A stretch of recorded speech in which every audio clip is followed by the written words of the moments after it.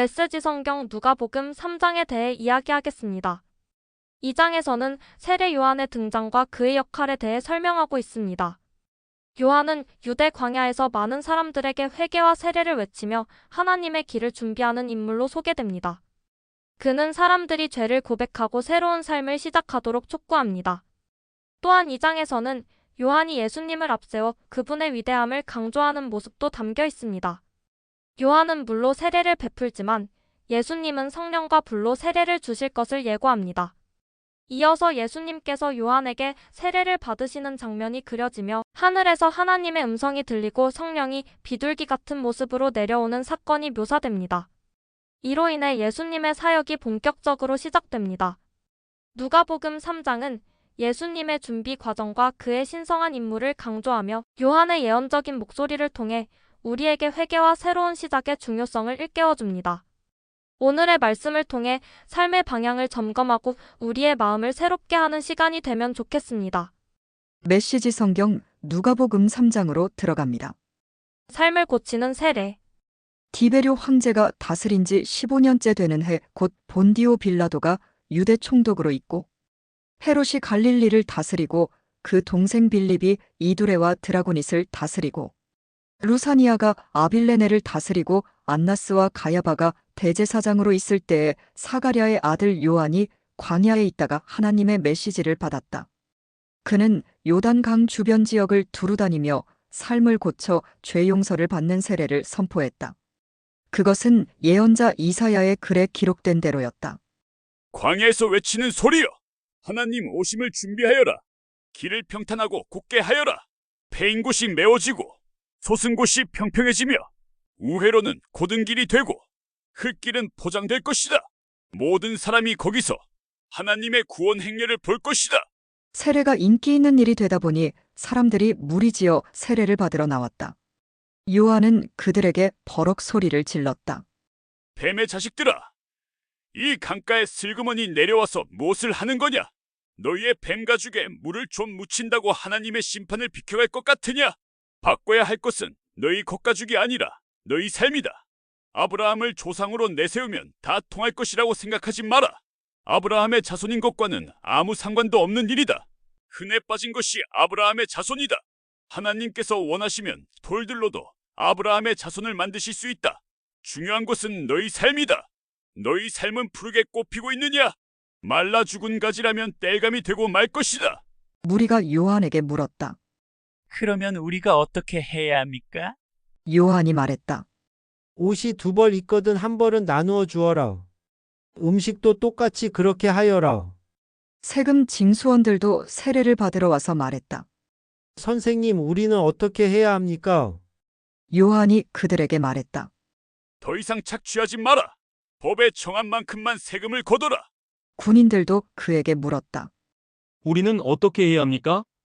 요한이 그들에게 말했다. 억지로 빼앗거나 협박하지 마라. 너희가 받는 봉급으로 만족하여라. 어느새 사람들의 관심이 고조되고 있었다. 그들은 모두 이 요한이 혹시 메시아가 아닐까 하고 궁금해하기 시작했다. 그러자 요한이 끼어들었다. 나는 이 강에서 세례를 주고 있다. 이 드라마의 주인공은 너희 안에 천국의 삶과 불과 성령을 발화시켜 너희를 완전히 바꾸어 놓으실 것이다. 그분께 비하면 나는 잔심부름꾼에 지내지 않는다. 그분은 집을 깨끗이 하실 것이다. 너희 삶을 대대적으로 정리하실 것이다.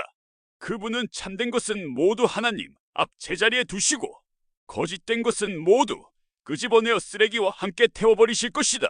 그 밖에도 많은 말을 들려주었는데 사람들에게 힘이 되는 말, 용기를 북돋아주는 말이었다. 메시지였다. 그러나 자기 동생 빌립의 아내 헤로디아의 일로 요한에게 책망을 받고 마음이 찔렸던 통치자 헤롯은 자신의 수많은 악한 행동에 한 가지 악행을 더했다. 요한을 감옥에 가둔 것이다. 사람들이 모두 세례를 받은 뒤에 예수께서 세례를 받으셨다.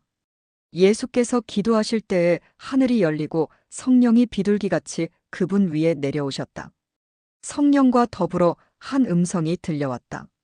너는 내가 사랑으로 선택하고 구별한 내 아들 내 삶의 전부다. 아담의 아들, 하나님의 아들.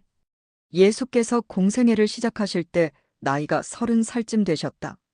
그분은 사람들이 알기로는 요셉의 아들이셨고, 요셉은 헬리의 아들, 헬리는 mat단의 아들, mat단은 레위의 아들, 레위는 멜기의 아들, 멜기는 얀나의 아들, 얀나는 요셉의 아들, 요셉은 마따디아의 아들, 마따디아는 아모스의 아들, 아모스는 나훔의 아들, 나훔은 에슬리의 아들, 에슬리는 낫게의 아들, 낫게는 마앗의 아들, 마앗은 마따디아의 아들, 마따디아는 서머인의 아들, 서머인은 요색의 아들, 요색은 요다의 아들, 요다는 요하난의 아들, 요하난은 레사의 아들, 레사는 스룹바벨의 아들, 스룹바벨은 스알디엘의 아들, 스알디엘은 네리의 아들, 네리는 멜기의 아들, 멜기는 앗디의 아들, 앗디는 고삼의 아들, 고삼은 엘마담의 아들,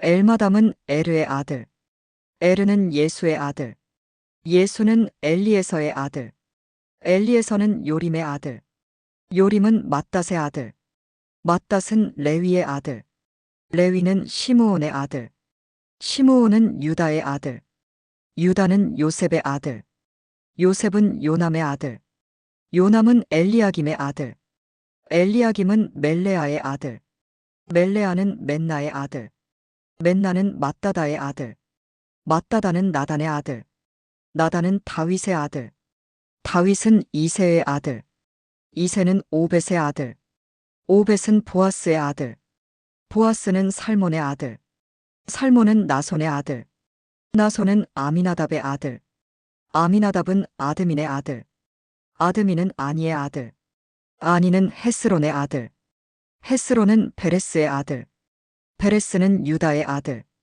유다는 야곱의 아들, 야곱은 이삭의 아들, 이삭은 아브라함의 아들, 아브라함은 데라의 아들, 데라는 나홀의 아들, 나홀은 스룩의 아들, 스룩은 르우의 아들, 르우는 벨렉의 아들, 벨렉은 헤버의 아들, 헤버는 살라의 아들, 살라는 가이난의 아들, 가이난은 아박삿의 아들, 아박삿은 셈의 아들, 셈은 노아의 아들, 노아는 레멕의 아들, 레멕은 무두셀라의 아들, 무두셀라는 에녹의 아들, 에녹은 야렛의 아들, 야렛은 마할랄렐의 아들, 마할랄렐은 가이난의 아들, 가이난은 에노스의 아들, 에노스는 셋의 아들, 셋은 아담의 아들, 아담은 하나님의 아들이었다.